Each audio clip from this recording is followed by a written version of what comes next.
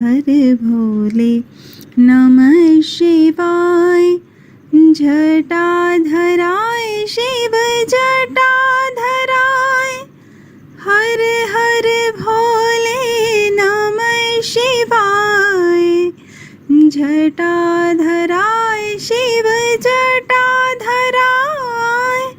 हर हर भोले नमः शिवाय।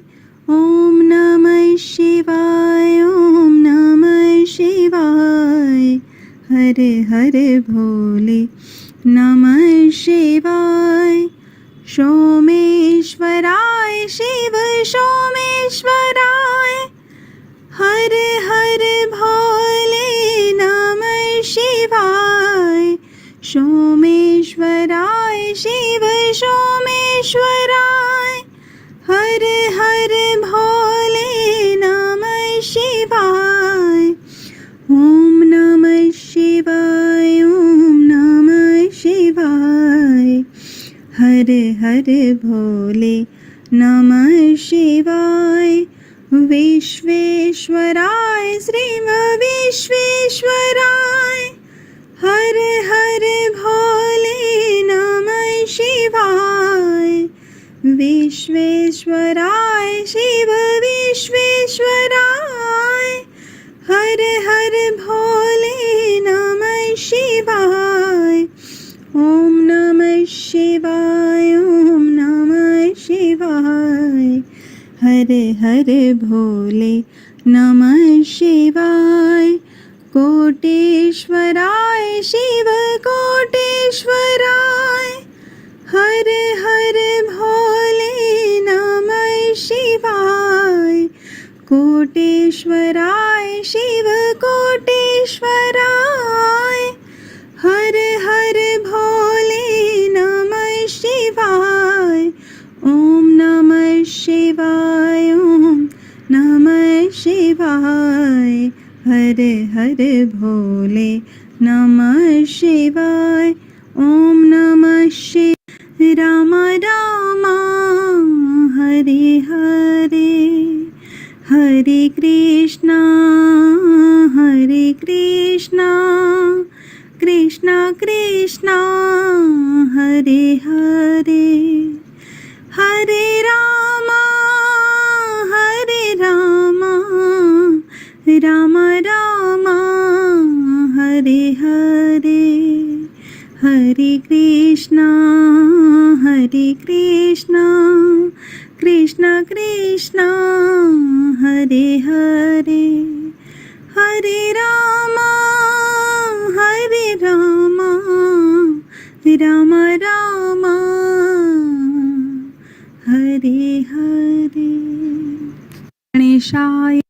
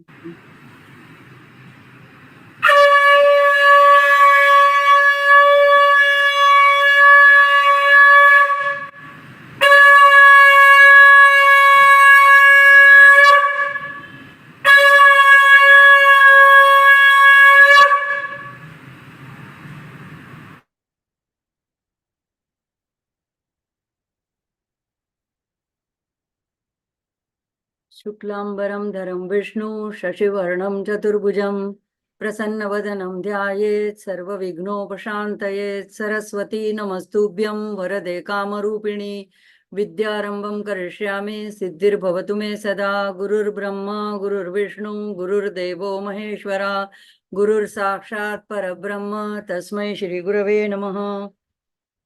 लोकाभिरामं रणरंगधीरं राजीवनेत्रं रघुवंशनाथं कारुण्यरूपं करुणाकरन्तं श्रीरामचन्द्रं शरणं प्रपद्ये। मनोजवं मारुततुल्यवेगं जितेन्द्रियं बुद्धिमतां वरिष्ठं वातात्मजं वानरयूथमुख्यं श्रीरामदूतं शरणं प्रपद्ये। माघ का महीना बहुत ही विशेष महत्व हमारे धर्म में, हिंदू धर्म में रखता है। तो माघ में देखो, एक तो होती है सबसे पहले शुक्ल पक्ष से गुप्त नवरात्रि शुरू हो जाती है। चतुर्थी को आती है माघ गणेश जयंती। उसके बाद में आता है सप्तमी को रथ सप्तमी त्योहार या नर्मदा जयंती, दोनों एक दिन पड़ते हैं। पूर्णिमा जो अभी कल ही गई है, उसके दिन आता है श्री माँ ललिता महात्रिपुर सुंदरी का प्रागट्य दिन। और अभी महाशिवरात्रि भी आने वाली है। तो इस माघ महीने में ऐसे पौराणिक कथा के अनुसार गौतम ऋषि के श्राप से मुक्त होने के लिए इंद्रदेव ने इसी माह में गंगा स्नान किया था। तो इस माह में पवित्र नदियों में डुबकी लगाने की परंपरा है। तो आप सभी लोगों के साथ जो यहाँ पे उपस्थित है, सभी के हृदय में बसे राम को वंदन करते हुए और सभी को जय जय श्री राम जय सीताराम कहते हुए, आइए हम सब मिलकर राम जी की कथा रूपी नाम रामायण की पवित्र नदी में डुबकी लगाते हैं। अगले 2 सत्रों में हमने सुंदर कांड तक देखा था। आज आगे युद्ध कांड में प्रवेश करके राम जी का गुणगान करेंगे।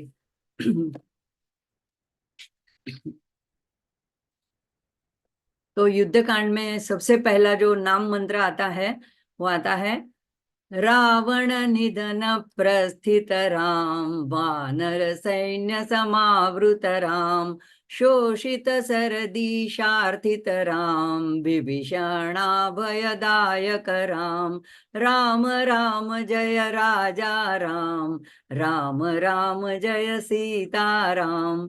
तो ये लय बहुत ही सिंपल सरल है, सभी लोग गा करके इसका आनंद उठा सकते हैं। तो सबसे पहला आता है रावण निधन प्रस्थित राम। तो मैं ऐसे राम जी की शरण में हूँ, उनकी वंदना करता हूँ जो रावण का विनाश करने के लिए प्रस्थित हो रहे, यानी प्रस्थान कर रहे हैं। निधन का अर्थ मृत्यु भी होता है, साथ साथ निर्धन भी होता है। तो जिस रावण को अपनी सोने की लंका पे इतना गर्व था, इतना अभिमान था, तो आखिर में वह भी पूरा निर्धन हो जाता है। तो यानी कि वो लंका भी उसके हाथ से छूट जाती है। तो इस प्रकार से निधन करने के लिए राम जी निकले हैं और उनकी मैं शरण में हूँ, उनकी मैं वंदना करती हूँ। अब उनकी सेना क्या कौन सी है, तो अगला नाम है वानर सैन्य समावृत राम। तो राम जी ने अपने साथ अपनी सेना में वानर भालू आदि समावेश किया है और उनसे वह समावृत है। समावृत है अच्छी तरह से उनके आसपास घेरे हुए हैं।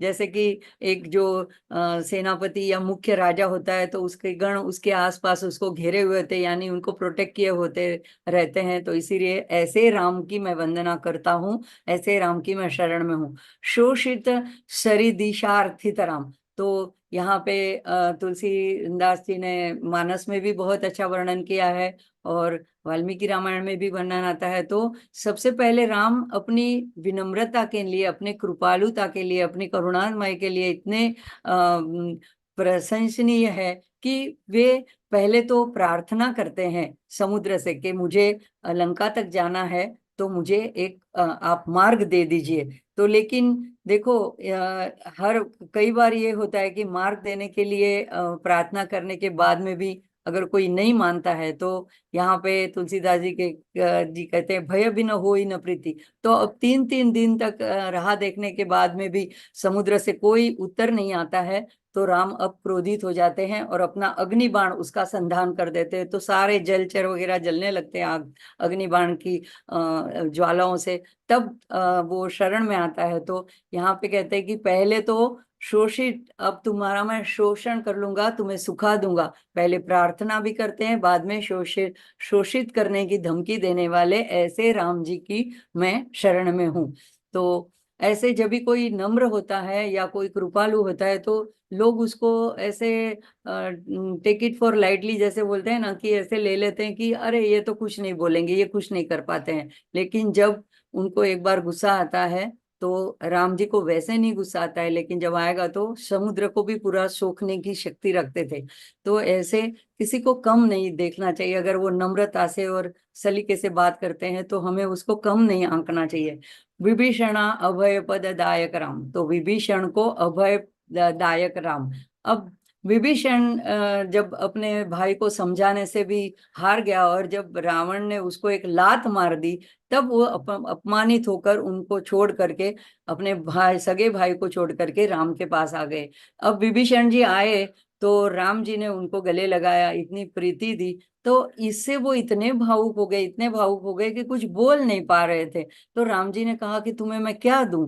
तब विभीषण जी कहते हैं कि तुलसीदास जी बहुत अच्छा वर्णन करते हैं, कहते हैं कि मेरा पहले तो अपनी सब जो के दोष है उसकी कबूलात करते हैं। कहते हैं कि मैं, हे नाथ, मैं रावण का भाई हूँ, मेरा, आप देवों के रक्षक है और मेरा जन्म तो राक्षस कुल में हुआ है, यानी कि आप राक्षस को तो हनन करने वाले हैं, और मैं आपका सुयश सुनकर यहाँ पे आया हूँ।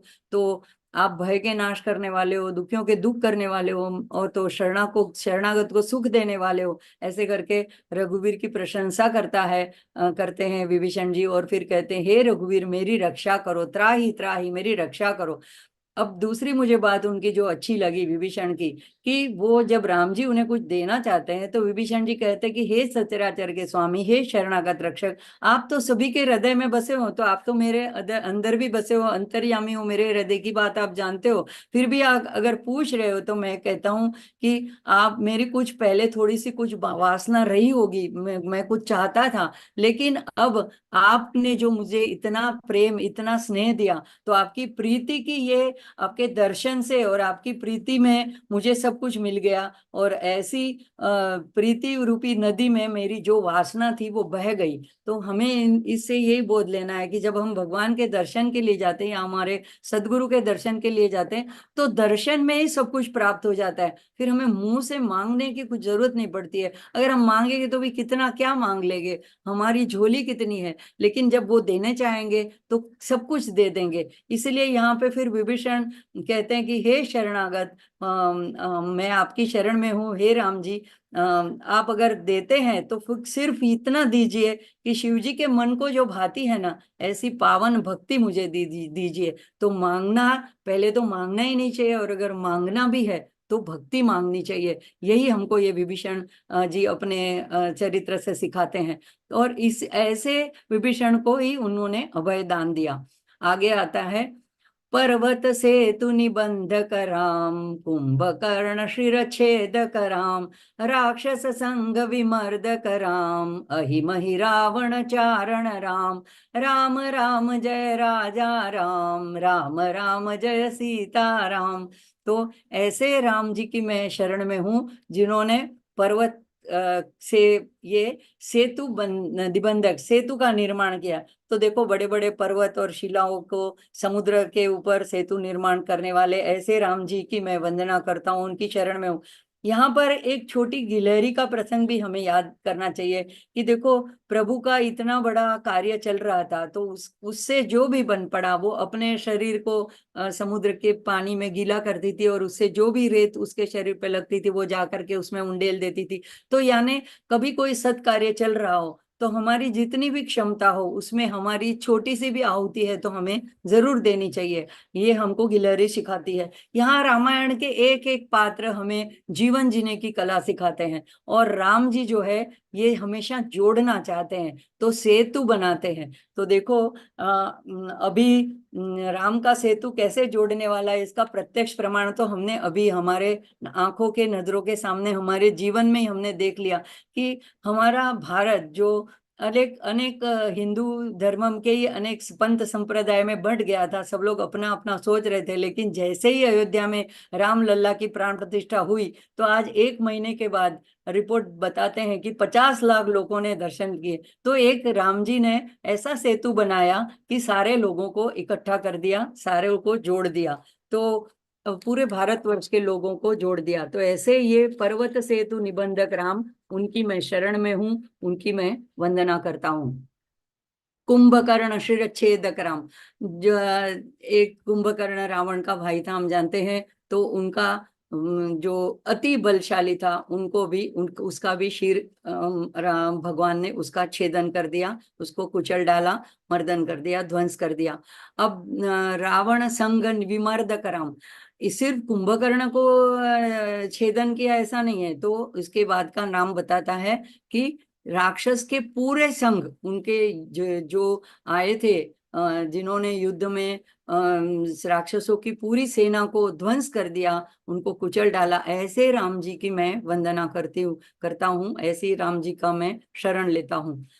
आगे आता है अहि रावण चारण राम। तो ये अहि रावण और मही रावण, ये रावण के दोनों सौतेले भाई थे। ये पाताल लोक में राज्य कर रहे थे। जब बहुत दिन युद्ध चला और रावण ने देखा कि कुछ बन नहीं पा रहा है, तो उन्होंने अपने इन भाइयों की मदद लेना चाहिए। तो उसमें से उन्होंने अहिरावण को अपने पास बुला लिया, और वो प्रकट हुआ उसके महल में। तो उससे ये बात करी कि तुम किसी ना किसी तरह से ये रावण और लक्ष्मण को यहाँ से निकाल के ले जाओ। अब रावण बोला कि ये तो बड़ा मुश्किल काम है, जब आप खुद उससे लड़ रहे हो और नहीं जीत पा रहे हो, तो मेरी क्या मजाल। तो लेकिन वो रावण का गुस्सा भी जानता था। तो फिर उसने सोचा कि मैं कुछ ना कुछ करूं। तो उसने अपना रूप क्या किया, विभीषण का रूप बना लिया। अब जहाँ पे रात्रि के वक्त युद्ध संपन्न होने के बाद विश्राम कर रहे थे, तो वहां पे हनुमान जी पहरा दे रहे थे। लेकिन सिर्फ विभीषण जी को जाने की छूट थी उनको मिलने के लिए। तो इतने में ये अहिरावण विभीषण का रूप लेकर आया और अंदर जाना चाहा, तो हनुमान जी ने उनको जाने दिया। तो दोनों को लेकर के वो मायावी था, अपने साथ ले करके पाताल चला गया। अब कुछ देर के बाद जब हनुमान जी ने देखा कि वहां पे तो कोई नहीं है, और जाकर के पता किया, तो विभीषण जी ने बताया कि जरूर ये मेरे भाई की करतूत है और वो पाताल में लेके गया है। तो हनुमान जी वहां पहुंचे। अब वहां पे पाताल के द्वारपाल के रूप में वहां पे मकरध्वज नाम का जो वहां पे उसका पहरा दे रहा था। अब हनुमान जी नहीं जानते थे कि ये कौन है, और वो भी नहीं जानता था कि हनुमान जी कौन है। लेकिन जब हनुमान जी लंका की ओर जब बढ़ रहे थे, जब सीता जी की खोज करने के लिए, उस वक्त उनके जो प्रस्वेद बूंद गिरे थे, पसीने की बूंद, उससे एक मगरी के पेट में चले गए थे वो बूंद, और वो गर्भवती हुई थी। उसी से ये मकर ध्वज का जन्म हुआ था। तो एक तरह से देखा जाए, वैसे तो ब्रह्मचारी है, बाल ब्रह्मचारी है, लेकिन ये एक तरह से उनका बेटा था मकर ध्वज। और दोनों ही बल में बराबर के थे। अब वो जाने नहीं दे रहा था अंदर, लेकिन कुछ देर बाद उनकी माँ आई और उनको पता चला कि ये मेरे पिता है। तो वो चरणों में गिर गया और कहा कि आप ऐसे तो रावण को नहीं मार सकते हो प्रभु। उनको ऐसा वरदान मिला है कि पांचों दिशा में एक एक दिया जो रखा हुआ है अंदर वहां पे, वो एक ही फूंक में, एक ही वक्त में, एक ही क्षण में जो बुझा सके, तभी उसको कोई हरा सकता है। तो अब ये तो मुमकिन नहीं था, एक आदमी अपने मुंह से एक दिशा में एक बार फूंक मारेगा तो एक ही दिया वहां से बुझ सकेगा। तब कहते हैं कि हनुमान जी ने पंचमुखी हनुमान का ऐसा स्वरूप धारण किया। तो कहते हैं उत्तर दिशा में वराह मुख लिया, दक्षिण दिशा में नरसिंह रूप, पश्चिम में गरुड़ रूप, आकाश ऊर्ध्व दिशा में हयग्रीव मुख, और पूर्व में हनुमान का अपना हनुमान मुख। तो ऐसे उन्होंने फिर ये पंचमुखी हनुमान स्वरूप धारण करके पूरे पांचों मुखों के से एक ही क्षण में एक साथ में फूंक मार के वो पूरे पांचों दियों को बुझा दिया। और फिर जब उनकी लड़ाई हुई, तो अहिरावण की मृत्यु हुई, उनका नाश हुआ, अहिरावण महिरावण दोनों का नाश किया। तो ये उन भगवान की लीला थी। तो राम जी ने हनुमान जी के द्वारा, हनुमान जी को महत्ता दी, हनुमान जी के द्वारा इन दोनों का नाश करवाया। अब आरती में भी हनुमान जी की आता है, अहि रावण की भुजा उखाड़े। तो ऐसे ऐसे हनुमान जी कि जो बलशाली है उन्होंने राम जी की हर बार हर एक वक्त में, ऐसे मुश्किल के वक्त में मदद की। तभी तो राम कहते कि मैं तुमसे उऋण नहीं हो पाऊंगा, मैं यानी तुम्हारा ऋण मैं कभी नहीं उतार पाऊंगा। तो जब राज्याभिषेक के वक्त भी सभी को कुछ ना कुछ देते हैं भगवान तोहफे के रूप में, लेकिन हनुमान जी को कुछ नहीं दे पाते हैं, क्योंकि उनका सिर झुक जाता है कि मैं इनको क्या दूं। तो ऐसे अहिमहि रावण चारण राम। आगे देखते हैं, संवृत दशमुख रावण राम। अब यहाँ पे एक छोटी सी कथा भी याद आती है। देखो ये कि कई दिनों तक युद्ध चला। इसमें एक बार शाम के वक्त ऐसा हुआ, इसका इस नाम मंत्र का अर्थ यही है कि दशमुख वाले रावण को जिन्होंने नाश किया, ध्वंस किया, समृद्ध किया। लेकिन ये कैसे हुआ, तो उसके पहले एक दिन शाम के वक्त ऐसा हुआ कि उसके भगवान के हमले की वजह से, तीरों की वजह से उसके सारे अस्त्र शस्त्र नष्ट हो गए और वो सामने खड़ा था। अब बस एक ही बाण मारना था और उसकी मृत्यु होनी थी। लेकिन भगवान जो है ऐसे निहत्थे के ऊपर वार नहीं करना चाहते थे। तो उन्होंने कहा कि तुम थके हुए हो, तुम्हारे पास शस्त्र भी नहीं है, तो अभी लौट जाओ, कल वापस आना। तो देखो ये राम जी की कितनी करुणा और कितनी उनकी दूसरे के प्रति उनका कैसा सद्भाव है। अपना दुश्मन हो तभी भी वो ऐसा मौका मतलब खो कर भी उन्होंने उसको जाने दिया। अब क्या हुआ कि रावण तो चला गया और दूसरे दिन अच्छी तरह से अपनी पूरी ताकत संजो करके मायावी रथ लेकर के उपस्थित हो गया। और राम के पास तो रथ था नहीं, और उधर रामचंद्र जी युद्ध से थक कर चिंता करते हुए रणभूमि में खड़े हुए थे, और इतने में रावण युद्ध के लिए उनके सामने उपस्थित हो गया। अब उस वक्त थोड़ी सी उनको निराशा भी हुई, इतने दिनों से युद्ध कर रहे थे, तो थोड़ा सा वो उस वक्त राम जी भी, क्योंकि यहाँ पे जो लीला करने आए थे तो मर्यादा पुरुषोत्तम तो मानवी की तरह लीला करते थे, तो थोड़ा सा थके हुए से लग रहे थे। तो ये देख करके वहां पे ये युद्ध जो हो रहा था, ऐसा अनोखा युद्ध, तो अगस्त्य ऋषि और ऐसे बड़े बड़े ऋषिगण और देवतागण आकाश में खड़े होकर के ये युद्ध देख रहे थे। तो उनको ये राम जी की ऐसी अवस्था देख के उनको भी चिंता होने लगी कि राम जी क्या अपने को, अपनी शक्तियां भूल गए हैं, क्या हो रहा है ये। तो तब अगस्त्य मुनि जो महान ऋषि कहे जाते हैं, वो भगवान अगस्त्य जिनको बोला जाता है, वो आगे आए और उन्होंने राम जी से एक स्तोत्र कहा। तो ये जो उन्होंने स्तोत्र कहा और जो उपदेश दिया वो ही है आदित्य हृदय। तो उसकी शुरुआत में अगस्त्य मुनि कहते राम राम महाबाहो।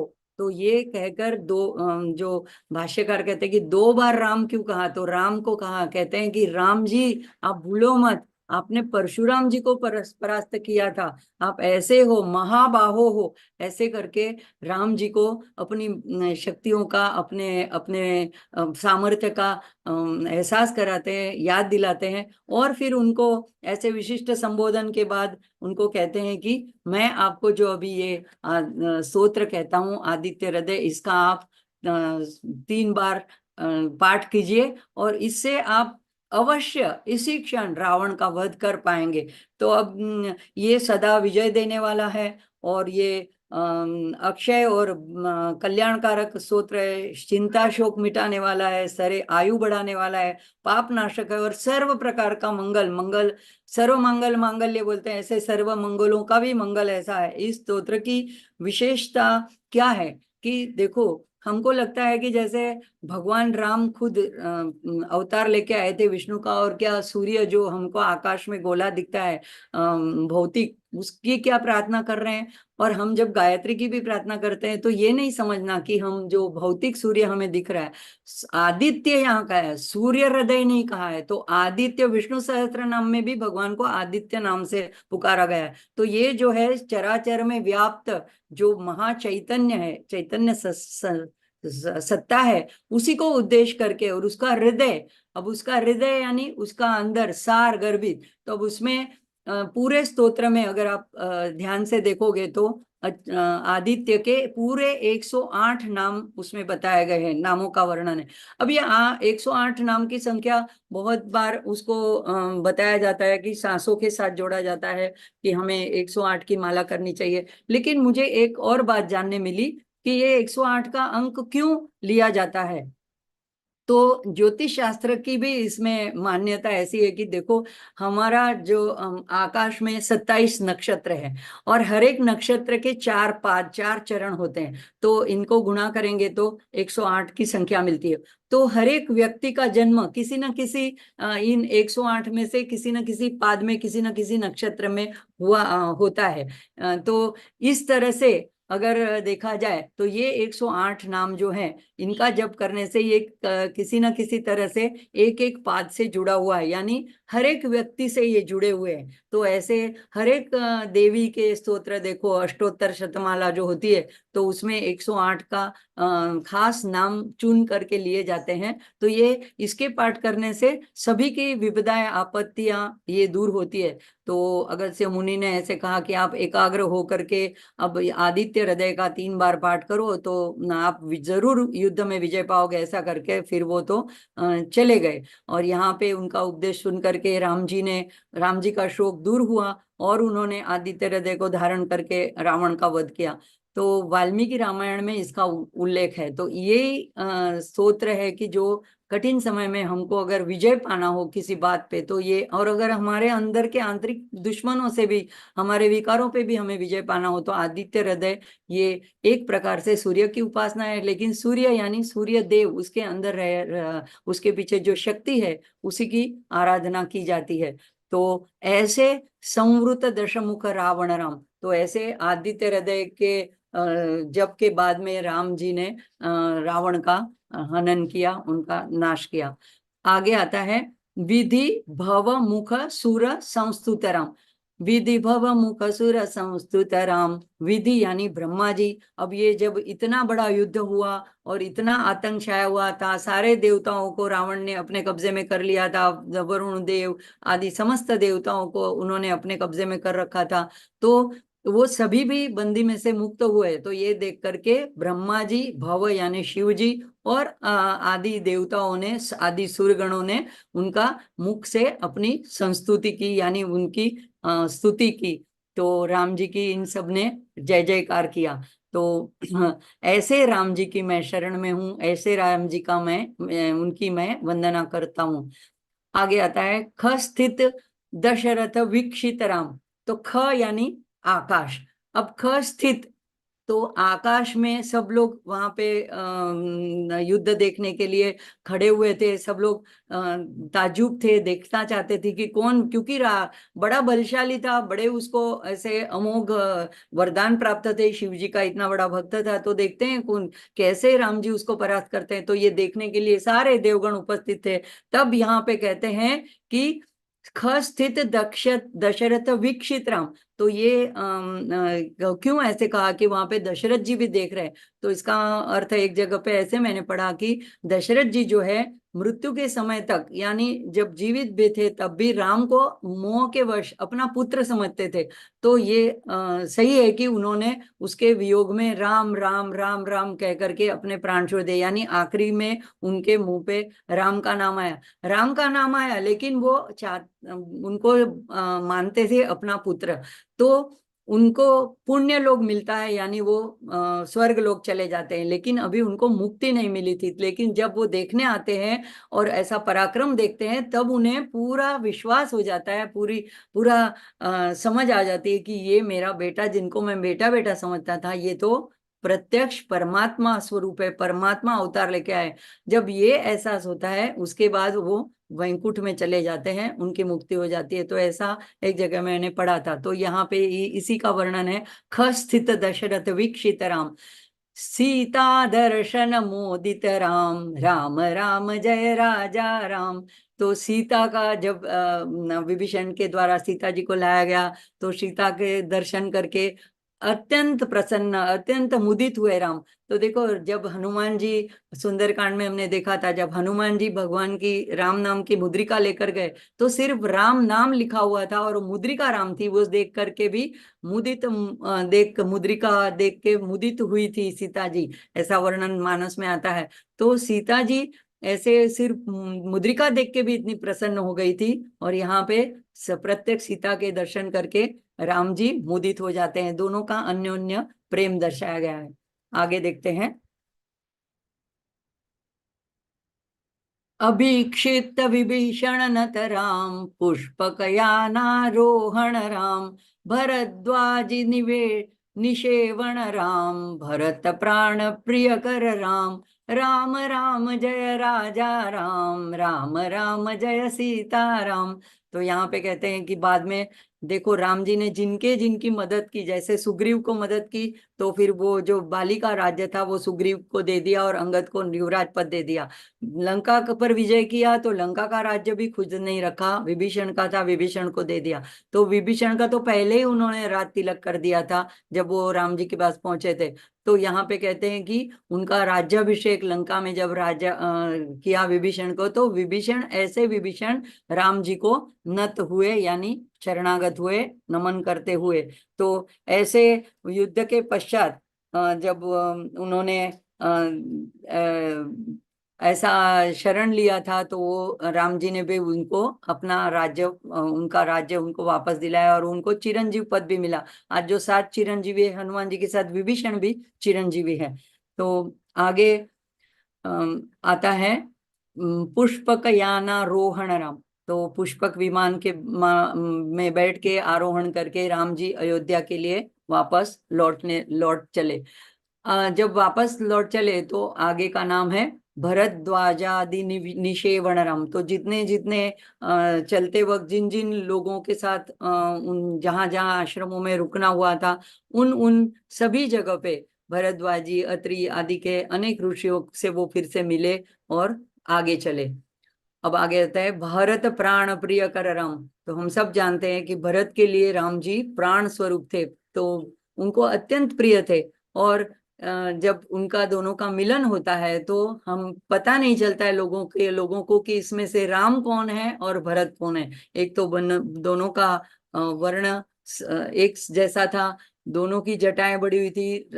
इतने सालों में भरत जी ने भी पादुका रख के राज्य के बाहर एक पर्णकुटिका बना के वो रहते थे। उन्होंने भी ऐसा ही वल्कल धारण करके तपस्वी जीवन गुजारा था, 14 साल तक राज्य के भौतिक सुख सुविधाओं को छोड़ दी थी, तो उनके भी शरीर कृश हो गया था। तो ऐसा समझ में नहीं आता था कि इसमें से राम कौन है, भरत कौन है। तो ऐसे भरत प्राण प्रिय कर राम। तो ऐसे भरत को जो प्राण से भी प्रिय है, ऐसे राम जी की मैं वंदना करता हूं, मैं उनकी शरण में हूं। आगे देखते हैं। साकेत पूरी भूषण राम, सकल स्वीय समानत राम, रत्न लसत पीठास्थित राम, पट्टाभिषेकालंकृत राम, राम राम जय राजा राम, राम राम जय सीता राम। अब यहाँ पे साकेतपुरी शब्द आया है। तो इसके पीछे की कथा ऐसी है कि जब भगवान ने अवतार धारण करके पृथ्वी पर आना चाहा, तो भगवान के अनुरूप नगरी भी तो बनानी चाहिए। तो इसके लिए साकेत धाम बनाया गया। तो उसके निर्माण के लिए ब्रह्मा, मनु, भगवान विष्णु और शिल्पकार विश्वकर्मा और उसके साथ महर्षि वशिष्ठ आए थे। और उन्होंने जब जो जगह चुनी वो सरयू के किनारे पे, सरयू नदी के किनारे पे भूमि को पसंद किया। और प्रभु के आगमन के लिए वहां पे विश्वकर्मा ने एक बड़ा सा ऐसा एक धाम यानी अयोध्यापुरी बनाया। अयोध्या का भी ऐसे अयुद्धा, जहां पे जिसको कोई युद्ध में जीत नहीं सकता है, ऐसी जिसे जीता नहीं जाता है ऐसी, क्योंकि दशरथ भी ऐसे महान चक्रवर्ती राजा थे। और इसका एक नाम अवध भी है। तो अवध भी कहते हैं, अवध भाषा भी कहते हैं ऐसे। और साकेतपुरी भी नाम है। तो ये साकेतपुरी भूषण राम, ऐसी हमारे भारत इतनी पावन धरती है कि जहाँ पे ऐसे अवतारों ने जन्म लिया है, उन्होंने लीला की है। तो ऐसे ये सारे ऐसे 7 पवित्र पुरियां हैं। एक तो ये है अयोध्या साकेतपुरी, दूसरी मायापुरी कही जाती है, लेकिन हरिद्वार उसका दूसरा नाम है। यहाँ पे मनसा देवी है। तो तीसरा है मथुरा, फिर है वाराणसी, काशी जिसको बोलते हैं, और कांचीपुरम में है कांची। अवंतिका पहला नाम था, जहाँ पे उज्जैन राजा विक्रमादित्य राजा राज करते थे, जिससे विक्रम संवत हमारा चलता है, हमारे काल की गणना, जो कि यीशु से भी पहले हुए थे। तो हमारा जो पंचांग है वो विक्रम संवत के हिसाब से चलता है। तो वो अभी उसका नाम उज्जैन है, वो अवंतिका नगरी, और द्वारावती जिसका नाम अभी द्वारका है। तो ये सारी 7 पुरियां हैं। तो उसमें जो साकेत पुरी है उसके जो भूषण है वो राम। ऐसे राम की मैं वंदना करता हूँ, ऐसे राम राम की मैं शरण में हूँ। तो आज भी देखो लोग ये 2024 में भी जब अयोध्या पहुंचे हैं तो उनको ये भाव है कि ये अयोध्या जैसे कि त्रेता युग में थी वैसी ही राम की अयोध्या, और ऐसी बनी भी ऐसी है। तो मैं तो अभी तक नहीं जा पाई हूँ, लेकिन जो लोग जा करके आते हैं तो सारे ऐसा ही बखान करते हैं। तो ऐसे साकेत पूरी भूषण राम, सकल स्वीय समानतराम। तो सारे लोग जो थे उनको ये स्वकीय, अपने अपना जैसे, अपने स्वजन जैसे मानते थे। ऐसे राम की मैं शरण में हूँ, ऐसी राम की मैं वंदना करती हूँ। रत्न लसत पीठासित राम। तो जब उनका राज्याभिषेक हुआ था तो जो उनका सिंहासन था वो लसत यानी चमकता था रत्नों से, ऐसा रत्न जड़ित था कि उसकी बहुत प्रभा आती थी। ऐसे पीठा स्थित, ऐसे पीठ पे आसीन हुए राम, उनकी मैं वंदना करता हूँ, उनकी मैं शरण में हूँ। पट्टाभिषेकालंकृत राम, राम राम जय राजा राम। तो पट्टाभिषेक यानी राज्याभिषेक जब किया जाता था तो पहले के जमाने में ऐसे किया जाता था कि पहले देवताओं की पूजा होती थी, उसके बाद में पवित्र नदियों से जल लाया जाता था और राजा का उससे अभिषेक किया जाता था, और उसके बाद में सारे ऋषिगण मुनिगण मंत्रोच्चार, वैदिक मंत्रोच्चार करते थे। तो यहाँ पे भी वशिष्ठ और विश्वामित्र जैसे महान ऋषि वहां पे उपस्थित थे, और उन्होंने ऐसा एक पवित्र समारोह किया और उसमें राम का राज्याभिषेक हुआ। तो पट्टाभिषेक, और उसके उसके द्वारा उनको अलंकृत किया गया। आगे देखते हैं। पार्थिव कुल सम्मानित राम, विभीषणार्पित रंगक राम, किशकूलानुग्रह कर राम, सकल जीव संरक्षक राम, समस्त लोकाधारक राम, राम राम जय राजा राम, राम राम जय राजा राम, राम राम जय सीता राम। तो पार्थिव कुल सम्मानित राम, उस वक्त पृथ्वी के जितने भी अलग अलग कुल यानी अलग अलग संस्थान थे, अलग अलग राजा थे, उन सभी के द्वारा राम का सम्मान किया गया, यानी कि उनके द्वारा राम सम्मानित हुए। तो ऐसे क्योंकि किसी से राम का किसी से बैर नहीं था, तो सारे लोग राम को सम्मान देते थे, तो उनके द्वारा सम्मानित किए गए। विभीषणार्पित रंगक राम, अब राम जी ने सब लोगों को जब विदा कराई तो कुछ ना कुछ उपहार दिए। तो हमें पता है हनुमान जी को तो कुछ नहीं मिला था, सीता माँ ने अपना हार दिया, तो मोतियों का जो महंगा था, फिर भी उन्होंने वो तोड़ तोड़ के देख के देखा कि कहीं इसमें राम है, और नहीं थे, तो उन्होंने मुंह से तोड़ तोड़ के फेंक दिए मोती। सीता जी बड़ी नाराज भी हुई थी, उन्होंने पूछा भी, और जब कहा कि क्या सब में राम है, तो क्या तुम्हारे हृदय में भी है, तुम्हारे में भी राम है, तब उन्होंने अपनी छाती चीर कर राम सीता का दर्शन कराया था, सारे लोगों ने दर्शन करे थे। तो इस उस वक्त विभीषण को भी ऐसा लगा कि मेरे साथ हमेशा राम रहने चाहिए, तो मैं उनके समीप रहूं, तो मुझे आप क्या दोगे। तो ऐसी कथा है कि उन्होंने उनको श्री रंगनाथन की मूर्ति राम ने उनको दी, इतनी बड़ी मूर्ति दी, और कहा कि ये समझो कि इसमें मैं खुद इसमें विराजित हूँ, ये आप ले जाओ। अब जब वो ले करके चले जा रहे थे तो ऐसे कहते हैं कि दक्षिण में तमिलनाडु के वहां एक जगह पे रुके थे, तो वो मूर्ति वहीं पे स्थापित हो गई। तो आज जो वहां पे ये श्री रंगम का जो मंदिर है, श्री रंगनाथ की जहाँ पे मूर्ति है, ये अ, यहाँ पे एशिया में ही नहीं दुनिया में राम जी का ऐसा पूजित किया हुआ ऐसा जो मंदिर है, तो सबसे बड़ा मंदिर है। जैसे एक यहाँ पे अंकोटवार में है, लेकिन इससे बड़ा है, 400 एकड़ में, लेकिन वहां पे पूजा नहीं हो जाती। वो पर्यटन स्थल के रूप में वहां पे उसको जाना जाता है, लोग ऐसे ही देखने जाते हैं वहां पे। दिन रात पूजा हरनिश नहीं होती है। लेकिन ये जो मंदिर है, इसमें एक 21 गोपुरम है, और इतना बड़ा है कि 155 एकड़ में फैला हुआ ये मंदिर है। और उसके गोपुरम की जो ऊंचाई है वो 237 फुट ऊंची है। तो यहाँ पे राम जी का ऐसा, वहां पे ये मूर्ति, तो ऐसे कहते हैं कि ये राम जी ने खुद दी हुई है, तो उस बड़ा वहां का महत्व है उसके दर्शन का, वहां का पुजारी ये बात बताते हैं। तो विभीषण को ऐसे श्री रंग की मूर्ति दी गई थी। आगे है कि शकुलानुग्रह कर राम, सकल जीव संरक्षक राम। कीश यानी बंदर, वानर। तो यहाँ पे कहते हैं कि जो वानरों का कुल था, तो यानी सुग्रीव जो वानर कुल के थे, तो उनके पूरे कुल का ही उद्धार, क्योंकि उनको अपने मैत्री प्रदान करी, तो उनके कुल कुल के ऊपर भी उन्होंने अनुग्रह कर दिया। ऐसे राम की मैं वंदना करता हूँ, ऐसे राम की मैं शरण में हूँ। आगे आते हैं, सकल जीव संरक्षक राम। तो हम जानते हैं कि समस्त प्राणी के संरक्षक, जीव मात्र के जितने भी बंदर भालू युद्ध के दौरान आहत होते थे, तो उनको भगवान अपनी करुणामयी, अपनी प्रेममयी दृष्टि से देखते थे, तो वो जीवित हो उठते थे। तो ऐसे बंदर भालू, जटायु को उन्होंने सदगति प्रदान करी, गिलहरी को भी उन्होंने अपना प्यार दिया। तो ऐसे छोटे से छोटे सभी जीव, और सब भील जाति के लोग, सभी, केवट को, शबरी को, सभी के ऊपर उनका एक समान प्रेम था, तो उनके संरक्षक बने थे। समस्त लोकाधारक राम, राम राम जय राजा राम। समस्त लोगों के वो आधार थे, आधार यानी आश्रयदाता थे, उनके समर्थ थे, उनको सभी प्राणियों को उनका बहुत बड़ा आश्रय लगता था। तो ऐसे राम की मैं वंदना करता हूँ, और ऐसे राम जी के मैं शरण में हूँ। तो राम की जय, और सीताराम की भी जय। आगे आता है अभी उत्तरकांड। अब कई ग्रंथों में ये है कि कई विद्वानों की मैंने जो लेख पढ़े हैं, उसमें ऐसा कहा गया है कि वाल्मीकि ने जो है युद्ध कांड तक ही लिखा है, और इसमें सारे जो नाम भगवान के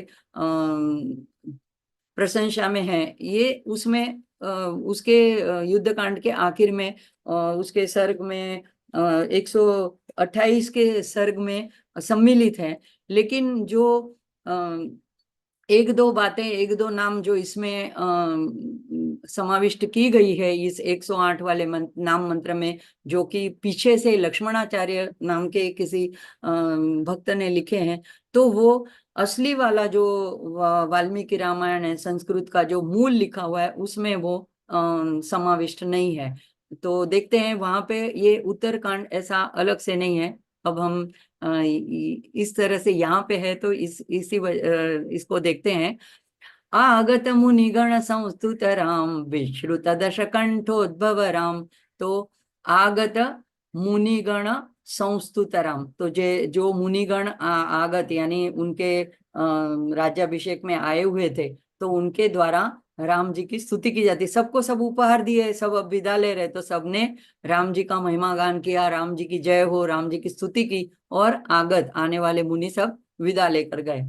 अब इसके बाद में, अब भगवान को विश्रुत यानी उनको सुनाया गया, दश कंठोद्भव राम, 10 कंठ वाले यानी रावण के उद्भव की बातें, यानी कि उसका जन्म कैसे हुआ था, कौन था रावण, इसकी बातें एक ऋषि मुनियों ने राम जी को सुनाई।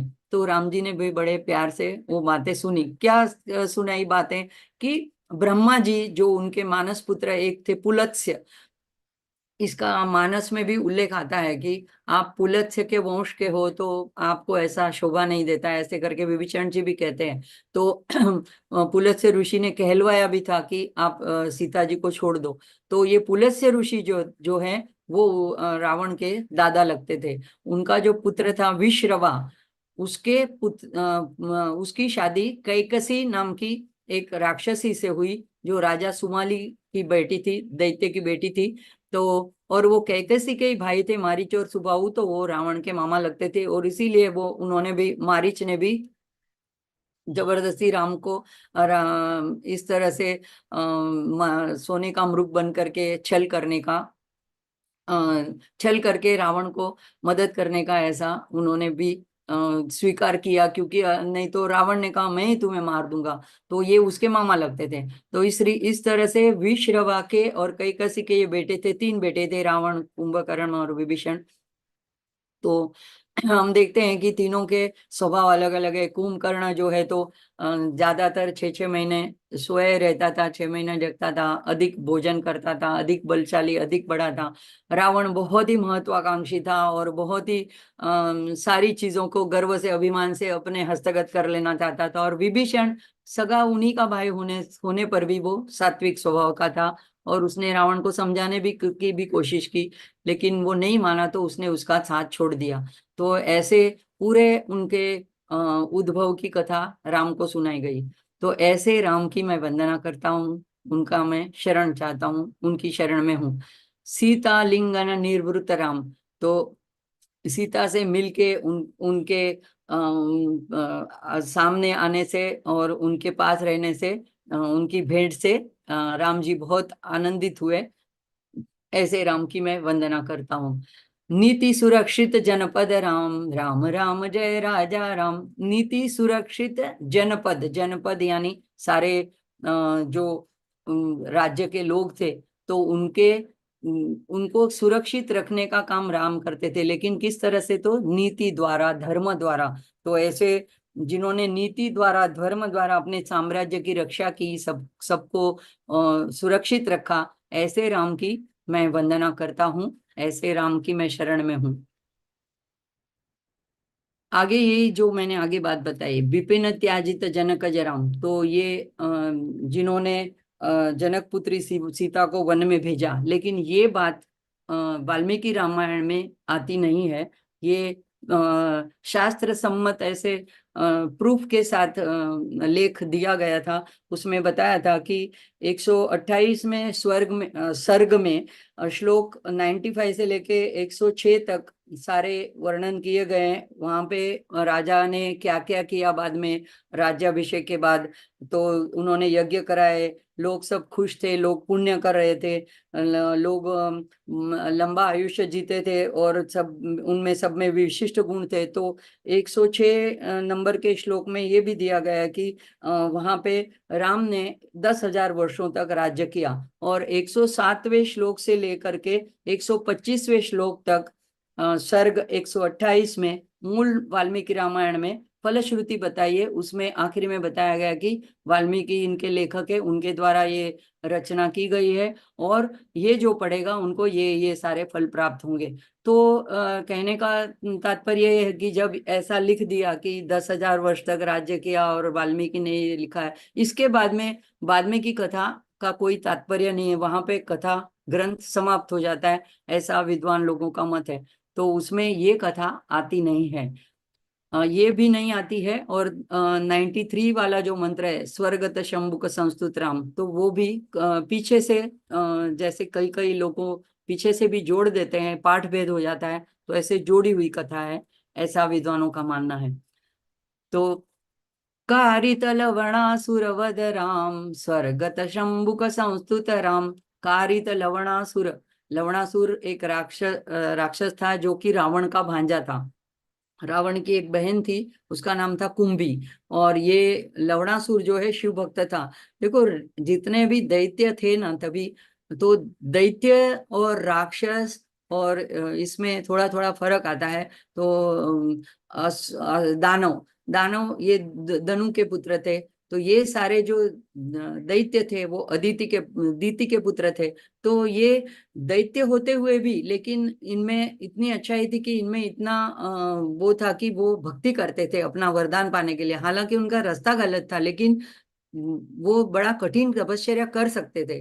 तो हमने जिनमें जो अच्छी बात है वो हमने लेनी चाहिए, कि हम अपने आप को दानव तो नहीं समझते हैं, दैत्य नहीं समझते, फिर भी उनकी जैसी ऐसी श्रद्धा पूर्वक तपस्या नहीं करते हैं। थोड़ा सब चीजों को ऐसे लाइटली ले लेते हैं। तो ये हमको दैत्यों से भी ये बात हमें सीखनी चाहिए। तो ऐसे कठिन व्रत करके उन्होंने तपस्या करके शिव जी से एक अमोघ त्रिशूल प्राप्त किया था, और इसलिए वो बड़ा अत्याचारी हो गया था, और वो मधुपुरी नाम के राज्य में राज करता था। और उसका जब बहुत त्रास बढ़ जाता है तो ऋषि मुनियों ने देवताओं को गुहार की, और देवताओं ने फिर राम जी को प्रार्थना की कि अब इसका कुछ उपाय कीजिए। तब राम जी ने अपने भाई शत्रुघ्न को वहां पे भेजा कि उसका हनन करो। तो शत्रुघ्न द्वारा राम जी ने ये लवणासुर का वध कराया, और वीर मधुपुरी का वो राज्य था। तो वहां पे उस भूमि पर इसी को अब जब इसको जिसको अभी मथुरा कही जाती है, तो मथुरा नगरी बसाई, और वहां पे फिर शत्रुघ्न ने वहां पे राज किया। तो इस ऐसे जो राम जिन्होंने कारित कारित यानी करवाया, तो ऐसे लवणासुर का वध करवाने वाले राम जी की मैं वंदना करता हूँ। मैं उनके शरण में हूँ। स्वर्गत शंभुक संस्तुत राम। तो शंभुक नाम का एक योग साधक था, उसने स्वर्ग में जाने से पहले राम जी की स्तुति करी। तो ऐसे राम की मैं वंदना करता हूँ, ऐसे राम की मैं स्तुति करती हूँ, उनके शरण में हूँ। अब आता है स्वतनय कुश लव नंदित राम। तो अपने दोनों स्व यानी अपने दोनों तनय यानी पुत्रों को, लव और कुश को देख करके जो आनंदित हुए, ऐसे राम। तो यहाँ पे कोई ऐसी बात है ही नहीं। जब राम राज्य हुआ, सीता के दो पुत्र हुए, तो उससे दोनों पुत्रों को पा करके राम जी बड़े प्रसन्न हुए, ऐसी बात आती है। तो स्वतनय कुशलवन नंदितराम, उनको देख करके आनंदित हुए, ऐसे राम जी की मैं शरण में हूं। आगे आता है अश्वमेघ कृत दीक्षित राम, काला वेदित सुरपद राम। तो अश्वमेघ यज्ञ, बाद में उन्होंने अनेक यज्ञ करवाए, तो उसमें अश्वमेघ यज्ञ करने के लिए उन्होंने ऋषि मुनियों से दीक्षा प्राप्त की, और दीक्षित होने के बाद में उन्होंने अश्वमेघ यज्ञ कराया। ऐसे राम के मैं शरण में हूँ, उनकी मैं वंदना करती हूँ। काला वेदित सुरपद राम। तो काला वेदित यानी काल यानी यमराज। तो ऐसे कहा जाता है कि जब उनका समय अब यहाँ से प्रस्थान करने का नजदीक आ गया, अब ये लीला खत्म करने की बारी आई, तब उनको ये बात समझाने के लिए, बताने के लिए, वेदित यानी कहने के लिए, ज्ञात कराने के लिए यमराज खुद उतर के आते हैं, और उनसे मिलते हैं और कहते हैं, प्रभु अब यहाँ की लीला अब आप समाप्त कीजिए, 10,000 वर्ष हो गए, अब आपकी ऊपर जरूरत है, आप वैकुंठ में अपने स्वधाम में वापस चलिए। तो ये जो आपका सुर पद है, यानी आपका जो दिव्य ऐसा आपका जो पद है, ये यहाँ पे आप मानव बन के लीला कर रहे हो, तो ये दिव्य स्थिति, उसका सुर पद का ज्ञान उनको उनको कराया यमराज जी ने, और कह करके चले गए। अब अयोध्या का जन मुक्ति दराम, विधि मुख विबुधानंद कराम। तो इसके बाद में कहते हैं कि अयोध्या के जितने जन थे, जितने लोग थे, उनको भी मुक्ति प्रदान करी राम ने। तो ऐसे राम की मैं वंदना करता हूँ, ऐसे राम की मैं शरण में हूँ। विधि मुख विबुधानंद कराम, राम राम जय राजा राम। विधि यानी ब्रह्मा जी, और विबुध यानी जो और विद्वान लोग और ऋषि मुनि लोग, ऐसे लोगों के द्वारा उनका जो उनको जिनको उन्होंने आनंद दिया। तो जब अब उनका यहाँ पे लीला कार्य खत्म होने वाला था, और अब जब वो प्रस्थान करने वाले थे, तो सारे लोग उससे भी आनंदित थे। तो विबुधानंद कराम उनके चेहरे आनंदित हो गए। तेजोमय निज रूप कराम, संस्कृति बंध विमोचक राम, धर्म स्थापन तत्पर राम, भक्ति परायण मुक्ति दराम। तो तेजोमय निज रूपक राम, अब भगवान का जिन्होंने परम धाम के लिए, वैकुंठ धाम के लिए प्रस्थान करते समय उनका रूप कैसा था, तो एक तेजो राशि में एक प्रकाशित ऐसा दिव्य अपना स्वयं का ऐसा रूप उन्होंने धारण किया, और वो अपने धाम चले गए। जैसे कई फिल्मों में वगैरह में भी दिखाते हैं, किसी का निर्वाण होता है तो एक तेज की ऐसी ज्योति चली जाती है और भगवान में विलीन हो जाती है। तो ऐसे तेजों में अपना रूप लेकर के, धार करके भगवान ने यहाँ से प्रस्थान कर दिया। संस्कृति बंध विमोचक राम। तो संस्कृति यानी भव, संसार, तो उसके संसार के बंधन से जो छुड़ाने वाले, विमोचक, उससे छुड़ाने वाले हैं, ऐसे राम की मैं शरण में हूँ, ऐसे राम की मैं वंदना करती हूँ। धर्म स्थापन तत्पर राम, भक्ति परायण मुक्ति राम। तो ऐसे राम जो है, जो धर्म स्थापन, विश्व में धर्म स्थापन करने के लिए तत्पर है। देखिए, उन्होंने अपने जीवन के कार्य से, अपने चरित्र से धर्म का स्थापन इस तरह से किया। कृष्ण ने अपनी तरह से किया, और राम जी ने अपने जीवन, अपना जीना सिखाने के, जीवन के शैली से ही लोगों को धर्म सिखाया कि किस तरह से भाई भाई के साथ रहना चाहिए, किस तरह से पिताजी की आज्ञा पालन करनी चाहिए, किस तरह से समस्त जीवों को अपनाना चाहिए, किस तरह से शत्रु से भी अच्छा व्यवहार करना चाहिए। हर एक जगह पे उन्होंने जितने जितने कार्य किए और जितनी जितनी लीला की, तो वहां पे कहीं से भी वो धर्म से विचलित नहीं हुए थे। तो उन्होंने धर्म के स्थापन में हमेशा तत्पर रहे।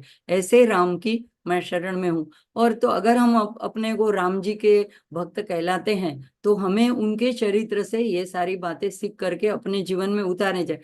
ऐसे ही सिर्फ गाते रहें और आनंद मनाते रहें, इसका भी असर होता है। हमेशा हम उनके स्तोत्र गाएं, इसका भी असर होता है। लेकिन सही तरीका यही है, अगर उनके भक्त कहलाने का, कि उनके आदर्शों को अपने जीवन में जहां तक हो सके अपने जीवन में उतारते चले।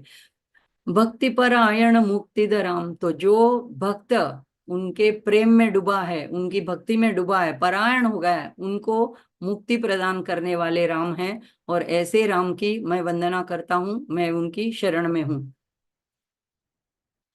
सर्वचराचर पालक राम, सर्वभवामय वारक राम, वैकुंठालय संस्थित राम, नित्यानंद पद स्थित राम। राम राम जय राजा राम, राम राम जय सीता राम।